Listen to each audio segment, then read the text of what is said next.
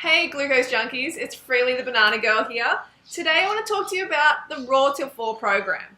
I've been hyping it up a bit lately and I know a lot of you are excited about hearing about it because it has given my mum fantastic results. She's been on the lifestyle on the Raw Till 4 program for a couple of years now, and she actually coined the term Raw Till 4, which is pretty cool. And she's getting great results. I mean, like, lost over 10 kilos. People comment all the time on how much better she looks, how much her skin looks way better, her body, everything. And she's posing in bikinis all the time and feeling fantastic. So I'm very happy about that. And I know that it can also give you similar results and you don't have to, no one has to get hurt at mealtime. Because that is the thing that really distresses me the most, is when I hear people go back to eating their friends, eating animals. I just see another baby going to slaughter unnecessarily, and it breaks my heart every time. And I want to do whatever it takes to stop this happening, to prevent it as much as possible. Hence, the Raw Till 4 program came into fruition. So I'm just going to run you through some quick principles. I don't want this video to be too long because there is a risk of it being too long because I have a lot of kind of guidelines I want to go through, but I'm going to try and do it as quickly as possible, and please listen because it's going to be worthwhile for you. Like, another thing that I see a lot is people who do the raw vegan or the vegan path and they eat too much fat. They get totally fatted out on their nuts, their tahini, the oils, whatever, and they end up going back to eating animals, and they feel terrible, they end up damaging their health. So this is another thing I want to prevent. I'm all about carbs, baby. I'm honestly all about carbs, and I want to help you be all about carbs too, because I know how fantastic it is for our health, for the environment, for just all general well-being. So let's get into the principles. The first one is, so only plant foods are allowed on this program, no meat or dairy, only plant foods, no animal products. Fruits and greens only must be consumed until 4 p.m. And then after that, you want to have a high-carb cooked plant foods dinner. So what's that? What's some examples of the carbohydrates? Well, rice, potatoes, quinoa, like other grains. If you know of some grains that you really like and you want to put them in, those as well. Root vegetables. Okay, so that is going to make up the majority of your dinner.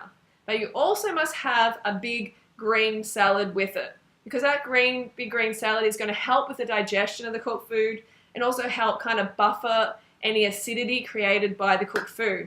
Okay, so big green salad and masses of potatoes and rice and stuff. Okay, I'm talking like, if you have potatoes, you're going to have at least a 2-kilo bag. All right, don't be shy, don't be scared of getting those carbs in. So next one is 1,000 calories from fruit for breakfast and lunch. Okay, so we don't want you to be in this little I'm just gonna eat a little bit of fruit for breakfast and lunch and then have a massive dinner. No, that's how sumo wrestlers eat, all right? We want you to have a big breakfast, a big lunch. The idea is to get as much raw food into your gullet as possible, because the raw food is really what is the most healthiest. So most of your diet should be raw food. So at least 1,000 calories for breakfast, at least for dinner, at least for lunch, and then ideally over 1,000 calories from cooked high-carb vegan food. Okay, so next one. A lot of people ask me about salt, and they're like, what do I do instead of salt? Well, a good thing to do is lemon juice. Lemon juice can actually taste really quite salty. So try that on your dishes, try a whole lot of lemon juice and see how you go. It's much, much better for you than having fragmented sodium chloride in your meals. No, it's not. Even Himalayan pink salt, that is the same, okay? It's still going to act like salt in your body, still going to puff you out, still going to age you, and all the other things that you don't want from salt. It is not actually a health food, ever. So you want to eat as minimally processed as possible, okay? Whole foods, whole plant foods.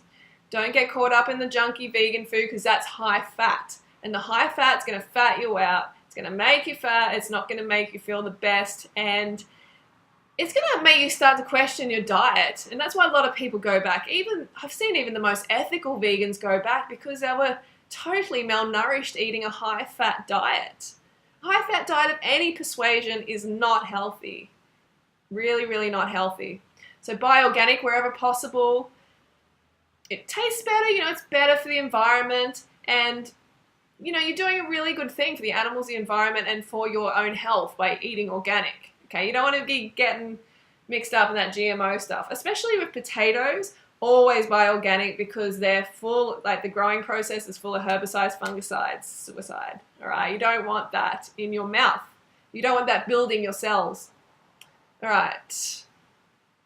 No sweet fruits, no sugar, anything like that after your cooked high-carb vegan dinner, because that's just going to ferment. It's going to mix in your colon with the cooked food, and you're going to get this full-on fermentation happening. You do not want that, all right? We don't want fermentation. We want it all to move through freely, okay? Because sugar is designed to move through your body quickly. It doesn't want to be held up. So cooked starches will hold the sugar up, and it can start to cause problems, all right? We don't want that. And I suggest that one day a week you go raw. You have a fully raw day, because that's just going to give your body a bit of a break from the cooked food, because it really, in nature, we would not have eaten the cooked food, so we want to be as raw as possible. So maybe choose a Monday where you're completely raw, you eat raw all day, okay? What else do we have here? Okay, so chickpeas, beans, and lentils. I get questions about these all the time. Can we include them? Yes, but remember, they're not a high-carb food, so really just keep them as like a bit of a side dish, make up most of your plate with the carbohydrates and have them more of a side dish, because they can increase your fat percentage quite a bit if you have them as the main bit of your meal. All right, so keep the calories. The fat has to be below 10% of daily calories. If you don't know how to work that out, go to chronometer.com, punch in what you eat, and it will give you the percentage of fat, carbohydrates, and protein of what you're eating. So below 10% of calories. So you want to be above well above 80% of calories from carbohydrates is what I actually recommend. I think it's best to have at least 90%. So unlimited calories every single meal. Yes, unlimited, unlimited, unlimited. No calorie restriction here, no deprivation mentality.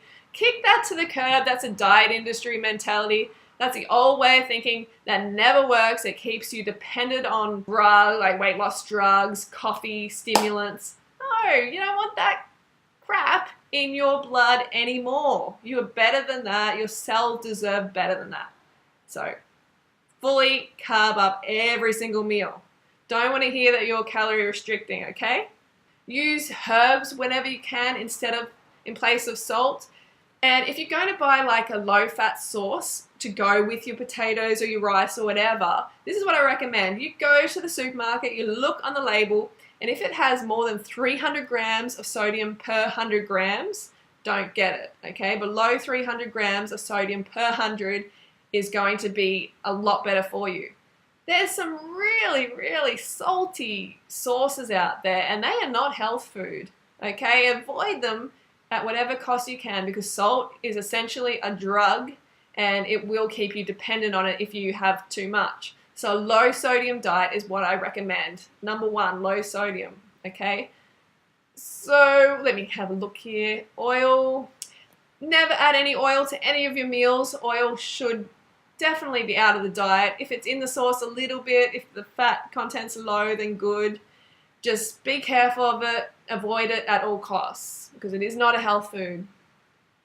You can also have some like gluten-free corn pasta if you want. I've experimented in the past 6 years with a little bit of cooked food here and there, and this is the sort of way of eating which will work the best. But I'm always coming back to fruit. I want you to know that fruit for breakfast, lunch, and dinner with greens is queen. No matter what, that is the diet that we're designed to eat. But this is a plan that you can do for the rest of your life if you want, or you can do it transitioning to a raw food diet.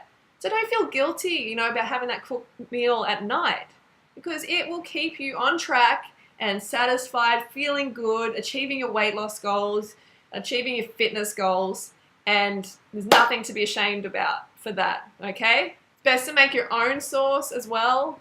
So remember, you will need to drink more water, okay? This is 10 minutes 40 now, so I'm going to try and wrap it up. You need to drink more water on this program because the cooked food does take water from your body to digest it, because cooked food is very low in water because it's essentially had the water cooked out of it. When you eat a lot of fruit, the water's still present, okay? So it still plumps your cells up. But the cooked food can dehydrate your cells. So you need more water. Make sure you're peeing clear, especially before bed. If you're not peeing clear before bed, just drink. Drink until you cannot, or drink until you're peeing clear before you go to bed. That will ensure that the process in the morning, the cleansing, your sleep, everything is going to be nice and balanced. And your elimination in the morning is going to be fluffy and hydrated. That's important. Also, exercise. Make sure you exercise as well. Like, that is going to help with the digestion of the cooked food, and it's going to pump it through quicker. So we don't want it to be stagnating around in your colon. So you want to go out there, you want to get the lymphatic system pumping, you want to get the colon really efficient. So exercise is important. Or just movement, get out there and do something a couple of times a week, put some intensity in there, and you will really start to notice a difference. In your body as well, you'll start to get a lot leaner. That's what I noticed specifically. And, you're going to feel like that because you're going to have enough carbs in your blood. You're going to have enough sugar in your bloodstream. After a while, you're just going to be like, hell, I feel like moving. I really feel like it. And that's going to be probably a foreign feeling for a lot of you who have been on a high-fat diet for a long time.